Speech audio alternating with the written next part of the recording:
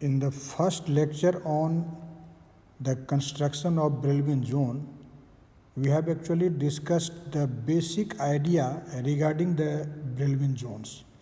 You have seen that these Brillouin zones are nothing, these are simply the Wigner size cells in reciprocal lattice space. Okay? And how this Brillouin zone can be constructed. All these things you have learnt in the first lecture on this Brillouin zone. Actually, you know, whenever we have to construct Brillouin zones, definitely you have to start from the vector form of Bragg's law, or you can say the condition for diffraction or Bragg's condition for diffraction. Okay?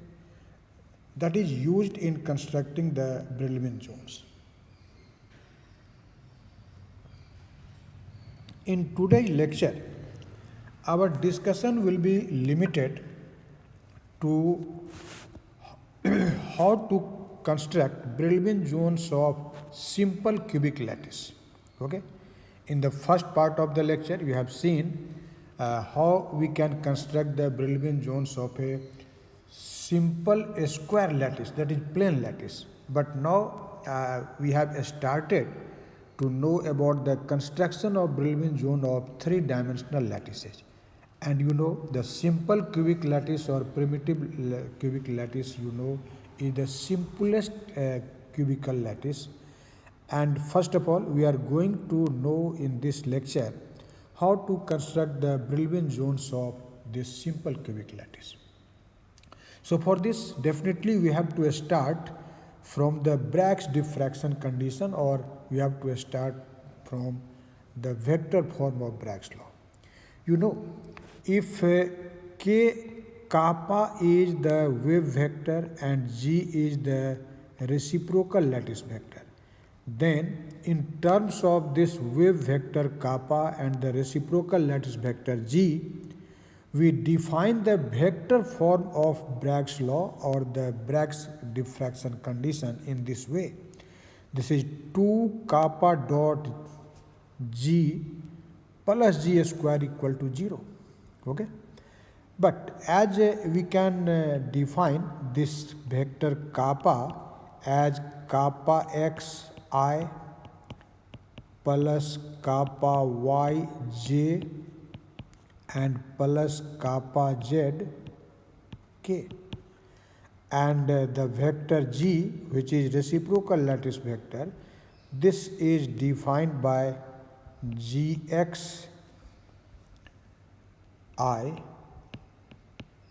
plus gy j plus gz k. Okay? And therefore this kappa dot g, you can see from here, this product will be what? This will be kappa x gx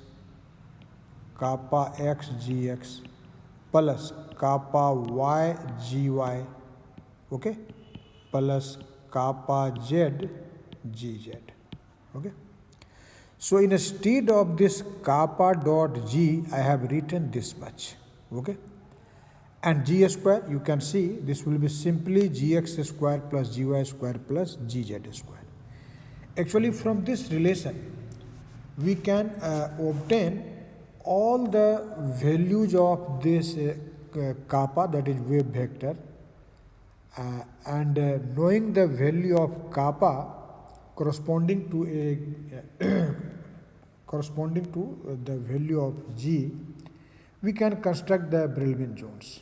Okay? Now, as I have told you, our aim in this lecture is to construct the Brillouin zones of simple cubic lattice. So now we will talk about the simple cubic lattice. Okay? You know, this, in case of the simple cubic lattice, what are the primitive translation vectors? You know, these are A equal to AI, B equal to AJ, and C equal to AK. Okay? Actually, the modulus of the three primitive translation vectors A, B, and C are equal, and that is equal to A. So the unit cell of the simple cubic lattice is just a simple cube of side length A. Okay. Now, corresponding to these three primitive translation vectors, we can define the corresponding reciprocal lattice vectors. And you know, if A star, B star and C star are the reciprocal lattice vectors corresponding to the primitive translation vectors A, B, C, then what will be this? You know, A star will be given by 2 pi over A times I. Or you can also write it simply 1 over AI. Instead of 2 pi, you can also write 1. You have learnt in the discussion of reciprocal lattice. And similarly, B star is defined by 2 pi over A times J. Or you can also write that this is equal to 1 over A J. Okay. And C star, this is equal to 2 pi over A K, or we can also write that C star is equal to 1 over A K. Okay, 1 over A K. You can write. But conventionally, we will keep this 2 pi factor at each. Okay. Now, we also know that the reciprocal lattice vector G, this is defined as HA star plus KB star plus LC star. Okay. Now substitute the values of A star, B star and C star which we have defined here. Let us put this. You can see when we will substitute the values of these reciprocal lattice vectors A star, B star and C star, this 2 pi over A will be a common factor, and so G will be equal to 2 pi over A times HI plus KJ plus LK. Okay. Now this is our reciprocal lattice vector in terms of the integers H, K and L. Now the wave vector kappa, this is defined by kappa xi plus kappa yj plus kappa zk. And you can also see from here that G is equal to this much, so you can easily say what will be the x, y and z components of this reciprocal lattice vector G. Its x component means the coefficient of unit vector I, and that will be 2 pi over A times H. Similarly, its y component is 2 pi over A times K, z component will be 2 pi over A times L. So I have written it here. You can see that Gx is equal to this much, Gy is this much and Gz is this much. Okay. Now after getting these values, you can see now what this equation 1 will become, which represents actually the Bragg's reflection condition. So let us substitute the values of kappa x gx, kappa y gy, kappa z gz and gx gy gz in this equation 1. And after substituting this, you can see that this will be equal to 4 pi over A times H times Kx plus K times Ky kappa y plus L times kappa z, and plus G square, and G square will be equal to 4 pi square over A square times H square plus K square plus L square, and this will be equal to 0. Okay. This is very simple calculation. Now you can see this factor 2 pi over A can be taken as a common factor, and since in RHS there is 0, so that will be removed. And hence you can see we can write H times kappa x plus K times kappa y plus L times kappa z. This will be equal to minus pi over A times H square plus k square plus L square. And so you can say this is the simplified version of the Bragg's reflection condition for the simple cubic lattice.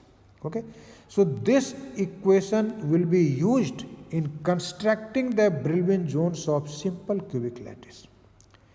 Actually, we will consider here all the possible combinations of the integers h, k and l. Okay, and considering all the possible combinations of h, k, l, we can obtain the values of kappa x, kappa y and kappa z. You can obtain, or in other words, you can say that we can obtain the values of the wave vector kappa, and in terms of which we can construct the Brillouin zones. So let us see what will be the possible combinations of the values of the integers h, k and l. Okay, let us see. In first case, we take h equal to plus minus 1, okay, but k and l are taken 0. This is our first assumption. Okay, h equal to plus minus 1 and other two integers k and l are 0. So if you consider that h is equal to plus minus 1 and k and l both are 0, then what will be this diffraction condition? Since here we have considered h equal to plus minus 1. So first term in this equation in LHS will be plus minus kappa x. And the second term and third term in LHS will become 0 because k and l have been taken 0. And in RHS, again k and l are 0 and h is equal to plus minus 1. So in RHS there will be only minus pi over a. So you can see in this condition plus minus kappa x will be equal to minus pi by a. Actually, in this condition, kappa x have fixed values. One is plus pi by a and another is minus pi by a. So the values of the remaining two components, kappa y and kappa z of the wave vector, will be arbitrary. You can take values of kappa y and kappa z anything. Okay, but the values of kappa x are restricted. It can assume only two values. First one is kappa x equal to minus pi by a and another is kappa x equal to plus pi by a. Okay, actually these two equations represent the two planes. Kappa x equal to minus pi by a, this will represent a plane which is kappa x equal to minus pi by a. And again kappa x equal to pi by a, this also represents a plane parallel to this, but these two planes will be separated by 2 pi by a. These are separated by 2 pi by a. Okay. Now we consider that the integer k is equal to plus minus 1 and the remaining two integers h and l both are 0. So in accordance with this assumption, what will be now the Bragg's reflection condition? Here I have taken k equal to plus minus 1 and h and l are 0. So in LHS there will be only plus minus ky and in RHS there will be minus pi by a. Okay. So you can see in this condition our equation becomes, that is Bragg's reflection condition becomes plus minus kappa y equal to minus pi by a. So again this equation represents the two planes. The first plane is defined by the equation kappa y equal to minus pi by a taking the positive sign in LHS, and when you will take the negative sign in LHS, then your equation will be kappa y equal to pi by a. So actually these two equations represent again the two parallel planes.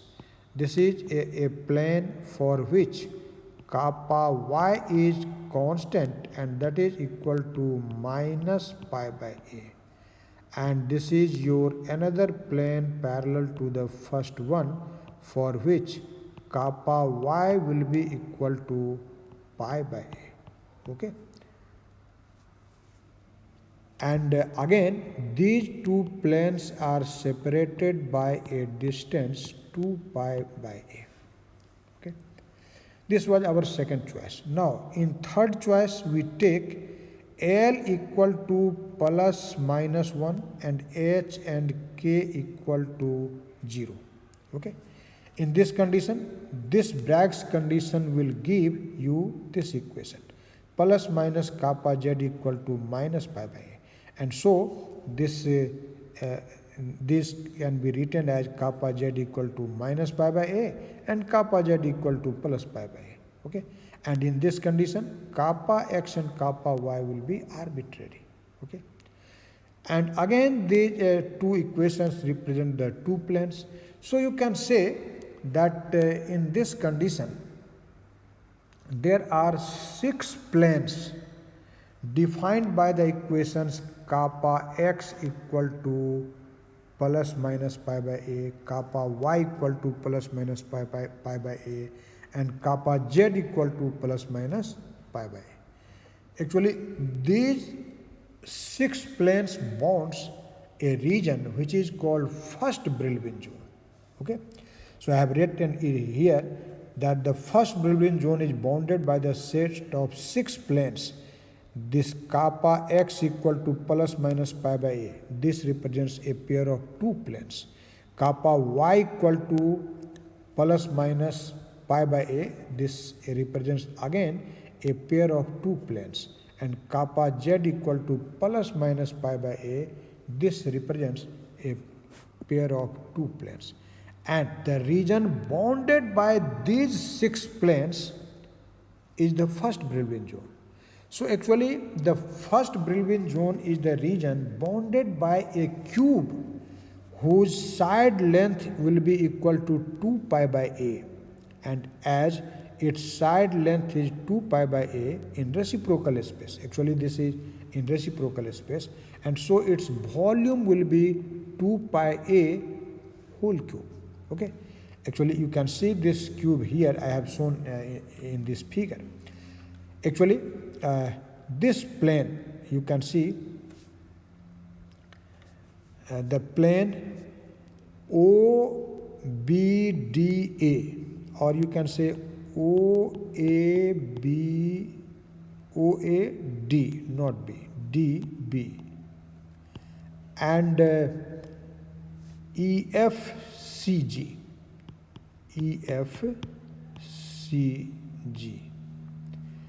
These two planes are represented by the equation kappa z equal to plus minus pi by a. Okay. Again you can see the plane OAGC.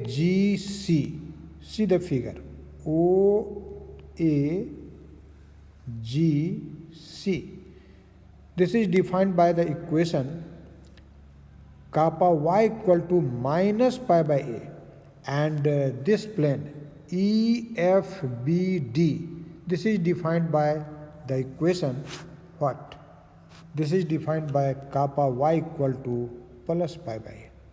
And similarly the plane ADEG and OBFC, these are defined by what? These are defined by kappa x equal to plus minus pi by a. So these are the 6 planes, and these 6 planes form a cube, and the region inside this cube represents the first Brillouin zone. This is the first Brillouin zone of the simple cubic lattice. Okay. Now we will see how we can construct the second Brillouin zone of the simple cubic lattice. And for this, let us take H and K both equal to plus minus 1, but L is 0. So in this condition, our Bragg's reflection condition defined in this equation 2 will be what? Here I have taken H equal to plus minus 1 and K equal to plus minus 1 and L equal to 0. So what will be the LHS? LHS will be plus minus kappa x plus minus kappa y plus 0, and that will be equal to what? Minus pi by a times 1 square plus 1 square plus 0 square. So this will be 2. That will be minus 2 pi by a. So you can see your equation will be plus minus kappa x plus minus kappa y equal to minus 2 pi over a. Okay. Now you can see actually this equation represents the 4 equations. It is not only one equation. Taking the different possibility of sign in LHS, we will have 4 equations. What are those 4 equations? You can see, if you take plus sign in LHS, what will be your equation? That will be kappa x plus kappa y equal to minus 2 pi by a. Okay. Now take the minus sign in LHS. So that will be negative kappa x, negative kappa y equal to negative 2 pi by a. That minus sign in both sides will cancel out, and your equation will become kappa x plus kappa y equal to 2 pi over a. Now take alternately. Take plus sign before kappa x and minus sign before kappa y. Then your equation will be kappa x minus kappa y equal to minus 2 pi by a. Okay. Now take the minus sign before kappa x and plus sign before kappa y. Then our equation will be kappa x minus kappa y equal to 2 pi over a. So this set of 4 equations represent 4 planes. These represents 4 planes. So taking H equal to K equal to plus minus 1 and L equal to 0, we have actually 4 reflecting planes or 4 Bragg's planes, you can say. All these planes are Bragg's planes, from where the K vector gets reflected. Okay. Now we take K equal to L equal to plus minus 1 and H equal to 0. In this condition, this Bragg's condition defined in equation 2 will be what? We have to take K and L equal to 1. We have taken K and L equal to plus minus 1, H equal to 0. So substituting these values of K, L and H in equation 1, you will get plus minus Ky plus minus Kz equal to minus 2 pi over a. Again, actually this represents the 4 planes because when you will again take the positive sign before Ky and Kz in LHS, our equation will be kappa y plus kappa z equal to minus 2 pi by a. Now take the minus sign before kappa y and kappa y in LHS, then your equation will be kappa y plus kappa z equal to 2 pi by a. Now we take plus sign before kappa y and minus sign before kappa z, then our equation is this much. This is kappa y minus kappa z equal to minus 2 pi by a. Now take the minus sign before kappa y and plus sign before kappa z. Then your equation will be this much. This is kappa y minus kappa z equal to 2 pi by a. So this set of 4 equations represent actually the set of 4 planes, and all these are Bragg's reflection planes. Okay. Now the third and the last option is H equal to L, and that is equal to plus minus 1 and K equal to 0. In this condition, our reflection, the condition, Bragg's reflection condition defined in equation will becomes like this. This is plus minus kappa x plus minus kappa z equal to minus 2 pi over A. Okay? And again, these equations can be written in this form of 4 equations. Okay? And these 4 equations represent again a set of 4 planes. So what you are getting here, actually these planes, actually the pyramids made by these planes on each face of the first Brillouin zone cube form the second Brillouin zone. Actually, see, this is your first plane, okay, for the first Brillouin zone, and there will be a pyramid formed by those planes on this first Brillouin zone. Although visualizing or showing that in figure is very difficult, so I have not shown the second Brillouin zone in this figure. It is very tedious to show it by hand, so I have not shown. But remember, the set of these 4 planes actually forms the pyramids, and on each face of the first Brillouin zone, and those regions are called the second Brillouin zone.